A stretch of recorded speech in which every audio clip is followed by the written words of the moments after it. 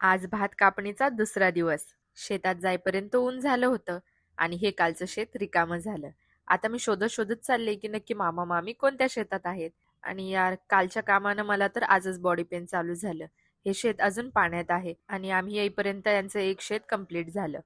आम्ही पोहोचल्यावर यांचा ब्रेक पण चालू झाला. काही काम न करता खायला मिळालं.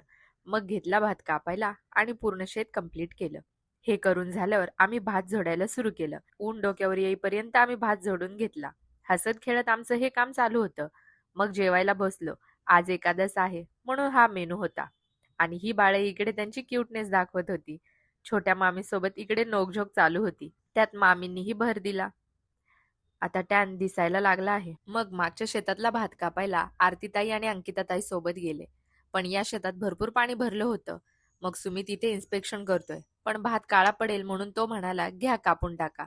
मग आम्ही सुरू केलं कापायला. पण आमचा हा खेळ जास्त वेळ चालला नाही. ताई पाट काढून त्यातून पाणी बाहेर काढत होत्या. आम्ही शेत अर्धच सोडून तिथून निघून गेलो. दुसऱ्या शेतात पावळ्या बांधायला गेलो. पण इथं कामं कमी आणि गप्पा जास्त चालू होत्या. आमची माऊ इथे पाण्यात खेळत बसली आहे आणि इथं उफनायचं काम चालू आहे. पण मी आराम करत बसले. मग भाताची भराभरी चालू झाली आणि पोते वगैरे सगळे एकत्र करून ठेवलं. हर हर महादेव.